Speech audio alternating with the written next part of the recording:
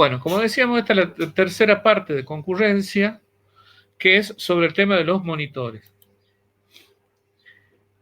El hecho de que algunas soluciones con semáforos al problema de la sección crítica requieran de muchos semáforos, facilita que se cometan errores.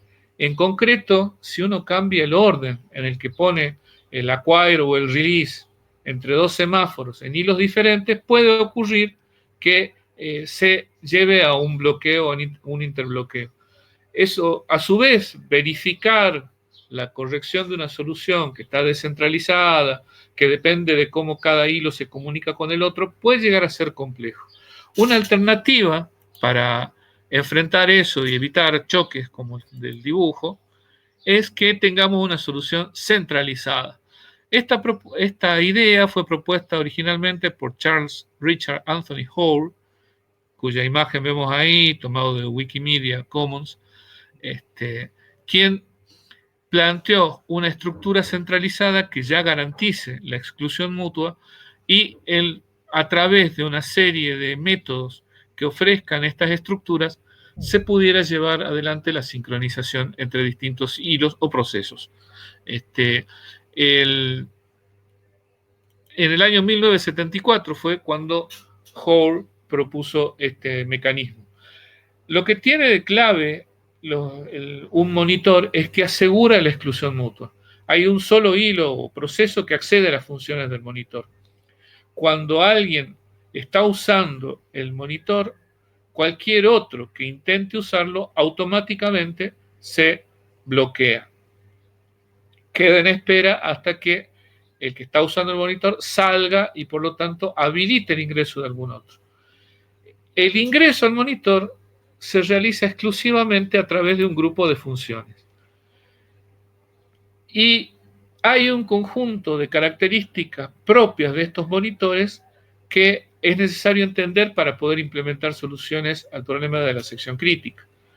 Primero es que hay un tipo especial de variables, así como antes había unos enteros atípicos para la época, como son los semáforos, en la propuesta de Dijkstra, en esta de Hall lo que hay son unas variables de tipo condition. Esas variables aceptan dos métodos que son cWait y cSignal, dicho ya en lenguaje más orientado a objetos. cWait duerme al proceso que lo llama. Entonces, apenas no hace otra cosa que decir que se queda esperando a que algún otro mande un signal sobre la misma condition. Es decir, una de estas variables permiten, o estos objetos más bien, permiten de que un hilo que llame a su método cWait se duerma. No importa qué pase, o sea, la orden cWait para un monitor es dormirse, que el hilo que lo ha llamado se duerme. Y cSignal es la única forma en que se pueda despertar. Y obviamente, como está dormido y no está ejecutable, no está en posibilidad de estar ni siquiera en la cola de listo y ser seleccionado para el procesador, tiene que ser otro hilo u otro proceso el que lo despierte. Pero como en este caso es una solución centralizada, toda la lógica del problema se puede ver en una sola estructura. Aparte de estas variables especiales que podríamos, visto con una óptica de orientación a objetos, decir que son atributos de los objetos descendientes de alguna clase monitor, además hay un grupo de entradas, así se llamaban, y serían los métodos públicos, los mensajes que puede recibir un objeto de este tipo. La única forma de ingresar a este monitor o una instancia de un monitor es a través de esas entradas, es decir, mandando un mensaje en definitiva a través de los métodos de los que dispone el monitor. Y a su vez hay un código de inicialización, que sería lo que se ejecuta al momento de que nace un monitor o cuando es instanciado. Si el constructor de ese monitor preverá la inicialización de algunas variables, tomar algunas decisiones, realizar algunas instrucciones. Todo eso forma parte del código de inicialización. Esta es una estructura, lo van a ver en varios libros más o menos el mismo esquema. Como decíamos anteriormente, cada vez que un hilo ingresa al monitor, ningún otro puede entrar. Por lo tanto, en la entrada misma del monitor va a haber una cola o puede haber una cola de hilos que están esperando ingresar. Adentro, entre los atributos, va a haber también conditions, que en este caso son X e Y se llaman, y para cada condition puede haber también varios hilos que ya han hecho un wait y por lo tanto están durmiendo en ese lugar.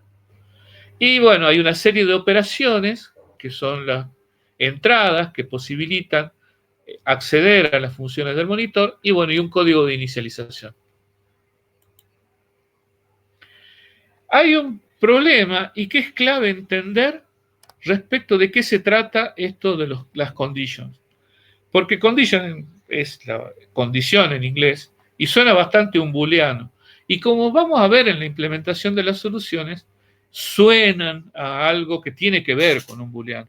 Porque la idea es que un hilo, si se da ciertas circunstancias, se tiene que dormir. Es decir, se cumplen ciertas cosas, que es un booleano, es un if o un while, se tendrá que hacer un wait para dormirse, un C-wait en el nombre original que les puso Hoare. Entonces suenan a booleano, pero no son. Son un tipo especial que acepta C-wait, C-signal. Sí hay relación con un booleano porque en la lógica de la solución de un problema con monitores es necesario que se establezca el cumplimiento de ciertas circunstancias, vamos a decir, para no mezclar con condiciones, y eso se hace a través de alguna pregunta, de un if, de un while, etc. Entonces, la estructura de un monitor de Hoare seguramente tiene este tipo de instrucciones como la que se ve ahí. Si no se da cierta condición booleana, si no se da cierta circunstancia, entonces en la condición relacionada con eso se tendrá que esperar. Cuando no hay una condición, se hace C-wait. Cuando no están dadas los elementos para que un hilo continúe ejecutándose, se tiene que dormir. ¿Y va a dormir hasta cuándo? Hasta que algún proceso lo despierte. ¿Y cuándo lo va a despertar? Cuando esa condición booleana que no se cumplía y por la cual se tuvo que dormir, ahora sí se cumple. Y entonces a esa condition le va a mandar un C-signal. Eso es lo que cuando uno escribe un monitor tiene que tener en cuenta. ¿Bajo qué circunstancias un hilo se tiene que dormir? Entonces, si se da esa circunstancia o si no se da algo que le permite continuar más bien, entonces se tiene que dormir. Cuando están dadas las circunstancias que permiten que el hilo pueda continuar, entonces tendrá que ser despertado. Ahora, este esquema, que es bastante sencillo, no es nada fácil de implementar y mucho menos de incluirlo dentro de un sistema operativo. Primero, para que esto funcione, la última instrucción de una entrada de uno de esos métodos que escribamos para que se pueda acceder al monitor, la última instrucción decía tiene que ser un C-signal a una determinada condition. Es decir, siempre, ¿por qué? Porque si hay en el método operaciones que hacen cambiar las circunstancias y permiten que alguno que dormía se despierte, entonces es preciso que se le avise a ese otro, pero además no solo se lo tiene que avisar, se le tiene que despertar y ese otro tiene que continuar la tarea. Es decir, el que llamó a esa instrucción de C-signal tiene que dormirse. Y por eso esta característica se llama signal and exit, porque un método terminará con un C-signal y es lo último que hace. Ya de ahí se va el hilo que hizo el C-signal, se va del monitor y despierta al que corresponde ser despertado y ese continúa inmediatamente con la tarea. El problema con esto es que de golpe una estructura se está arrogando el poder que tiene el sistema operativo. El sistema operativo es el que establece la política de planificación y dice quién tiene que seguir cuando está desocupado un procesador o quién de una cola de listos le toca continuar ejecutándose. Y si es necesario que el sistema operativo asegure el funcionamiento de los monitores, esa política de planificación tiene que garantizar que el hilo que va a ingresar al monitor sea el mismo que acaba de despertarse. ¿Por qué es esto? Porque si despierta otro y hace otras cosas, en una de esas, las circunstancias por las cuales era posible que el hilo despertado en ese momento continuara su ejecución, en una de esas ya no se cumplen más. Para que eso no ocurra, sí o sí, al despertarse, tiene que recibir el acceso al monitor y tiene que ser el que se ejecute. Y ningún otro más puede ser ejecutado. Y para darle lógica, además, esa planificación debería ser justa en cuanto a cuál de los hilos, porque como vimos antes, en una condition puede haber muchos hilos o procesos que estén durmiendo. ¿A cuál se despierta? Y debería ser una FCFS. Tendría que despertarse al que más tiempo lleva durmiendo en ese lugar. Para solventar estos problemas, Lampson y Redder propusieron otro modelo de monitor con algunas diferencias con el de Hall. Por un lado, el proceso que envía el C-Signal puede seguir, ya no hay un signal and exit. Ya puede ser de que mande un signal, despierte a alguien, que es lo mismo que ponerlo en la cola de listos, y seguirá con la ejecución y hará lo que le parezca. Cuando el despertado está en la condición de listo, puede ser de que lo elijan para ser quien ingrese y puede ser que no. Por lo tanto, como desde el momento en que recibió esa condición, el C-Signal, hasta que el despertado puede acceder al procesador y continuar con sus propias instrucciones, puede ser que haya cambiado las circunstancias que posibilitaban la continuación de su tarea. Por lo tanto, en vez de un if, como era el caso del modelo que veíamos hace un momento, es decir, que teníamos, si no se da cierta condición, se hace un C-wait, ahora en cambio va a haber un while. Mientras no se dé esa condición booleana, se va a dormir. Hay otra novedad en el caso de este tipo de monitores, y es que además de C-Wait y C-Signal, incluye a C-Broadcast y C-Notify. C-Broadcast despierta todos los hilos que esperan la condición. Y el nuevo C-Signal es C-Notify. The new C-Signal es C-Notify. La idea es ahora dar la posibilidad de que se ha cumplido una condición, una circunstancia, se han dado las circunstancias que posibilitan que ciertos hilos que esperan en una condition puedan continuar su ejecución. Para posibilitar de que cualquiera de ellos ingrese, se puede hacer un C-Broadcast y con eso despertar a todos. También el C-Broadcast puede servir para determinados problemas en los cuales el hecho de que se cumpla una condición puede habilitar de que muchos hilos puedan continuar realizando su tarea.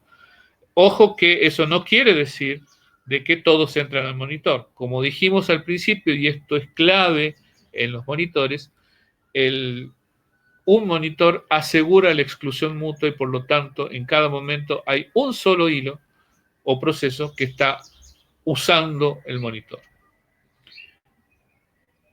Este tipo de monitores son menos propensos a errores porque antes que continuar la ejecución un hilo que ha sido despertado, vuelve a comprobar, porque ¿en qué instrucción está parado el hilo que ha sido despertado? En un while. Si la condición, si el booleano de ahí sigue siendo falso, sigue siendo verdadero, mejor dicho, se va a dormir de nuevo. Entonces, para armar una solución con monitores, hay que primero ver ¿Qué sección de los procesos debe asegurarse de la exclusión mutua? Porque como dijimos al principio, el monitor asegura la exclusión mutua, pero sería un error que pongamos adentro del monitor tareas que no necesitan de la exclusión mutua, solo tienen que estar aquellos que necesitan la exclusión mutua. Segundo punto, determinar qué condiciones deben darse o qué circunstancias deben darse para que se duerma cada proceso o cada hilo. Ese sería el booleano. Cuando yo sepa qué cosa tiene que ser verdadera para que un proceso o hilo se duerma, entonces ahí escribo el programa diciendo que cuando se haya dado esa condición, se hace un C-wait. Cuando pasó tal cosa, se espera. En general, dicho como para tener una lógica relacionada con la idea del monitor, sería cuando no se ha dado una circunstancia que me permita continuar mi ejecución, me tengo que dormir. Eso sería desde el punto de vista del hilo que está invocando al monitor. También, así como vimos cuándo se tiene que dormir un hilo, hay que saber cuándo se tiene que despertar. Y entonces, cuando escribimos la entrada de un monitor, tenemos que ver que envíe la señal de despertar en cuando esas circunstancias se hayan cumplido. Y bueno, y por otro lado, cuando se instancia un monitor, tiene que inicializarse una serie de variables, por ejemplo, aquellos booleanos que van a determinar si es que un hilo se duerme o no, habrá que definir cómo arrancan, qué valor tienen inicialmente, y eso en un programa orientado a objetos, bueno, es parte del constructor, es decir, cuando diseñamos la clase del monitor, tendremos que establecer con qué valores empiezan las variables. Veamos un ejemplo. En realidad esto es desde hace mucho tiempo que Java tiene esta primitiva que facilita la exclusión mutua entre distintos hilos y lo hace de una manera bastante simple, pero similar a lo que posibilita un monitor. Y es que tiene dos métodos, wait y notify. Se suenan al nombre de los métodos de un monitor de Hoare. De hecho, se parece a un monitor de Hoare, una lógica similar para dar una solución escrita en Java. Un método o un objeto puede ser definido como synchronized. Y cuando lo definimos de esa forma, aseguramos la exclusión mutua en la ejecución de ese método.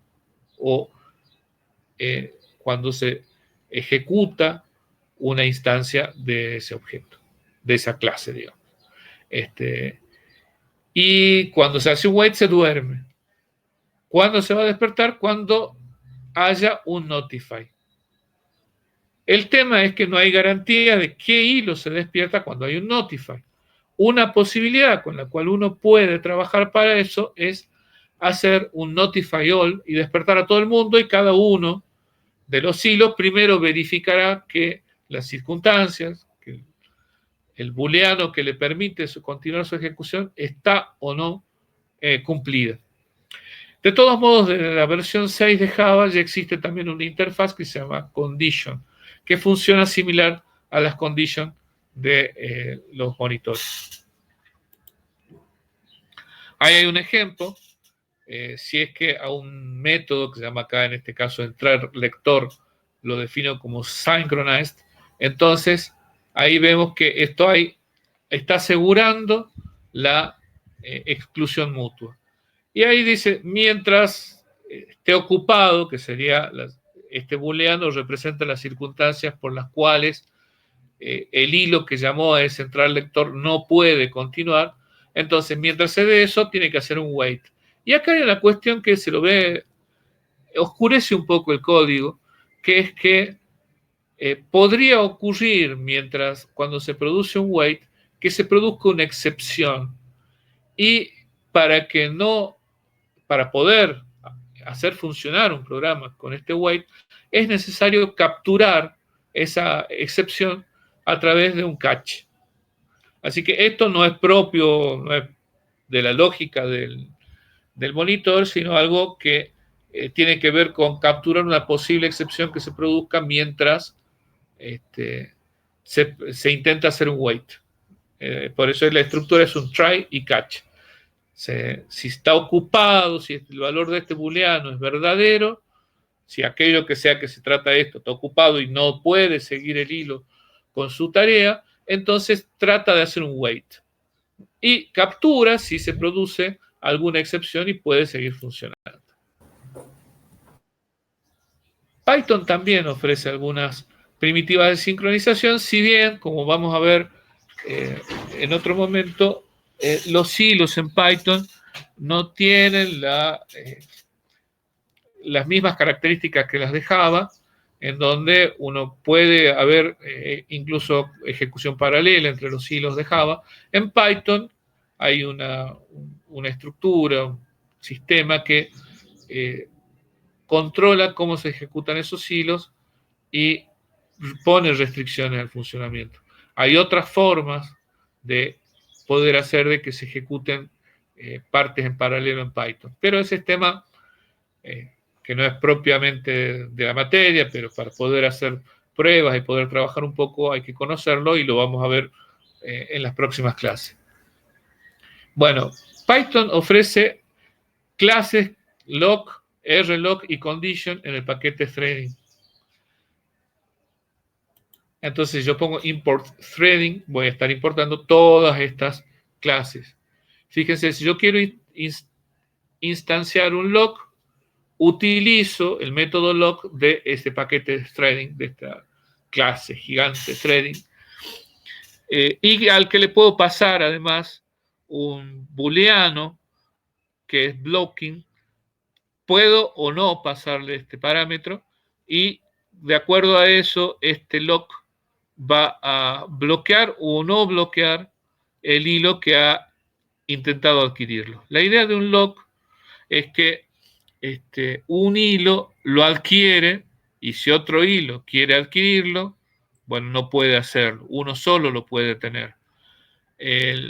Puede ser que se bloquee y es la forma en que aparece por defecto, es decir, el hilo que intenta tomar un lock que ya está en poder de otro, o sea, otro hizo un acquire, se duerme, se bloquea. Eso es por defecto. Es lo mismo que poner blocking en true. Si el hilo que lo tiene al lock hace un release, bueno, entonces uno de los que esté durmiendo podrá utilizar ese lock, podrá acceder y tener el lock. Existe la posibilidad, como les decía, de que no se bloquee y en ese caso devuelve un booleano indicando si es que pudo o no pudo tomar el lock. Es decir, hay una posibilidad de que un hilo intente tomar un lock, haga un acquire, pero si él ya está tomado ese, no se bloquee, sino que haga otras cosas. Y eventualmente en otro momento volverá a intentar tomar ese lock. También está rlock, que es un lock como el anterior, pero reentrante. Es decir, un mismo hilo lo puede adquirir más de una vez. Suena raro esto, pero puede ser una necesidad en circunstancias en las que hay distintos métodos, por ejemplo, que acceden a una parte compartida y hay un solo lock que los controla. Y si cada parte de cada método de eso tiene un acquire, va a ocurrir de que un hilo con un lock común se podría autobloquear porque no puede volver a adquirir ese lock. El rlock permite que vuelva a pasar el que ya tiene un lock y por lo tanto continuar con su ejecución. También tiene conditions. El condition puede o no tener como parámetro un lock o un rlock y si no lo tiene, de todos modos crea uno porque va a utilizar acquire y al igual que tiene el acquire y release, al igual que un lock. Pero además hay acá también notify, wait y notify all.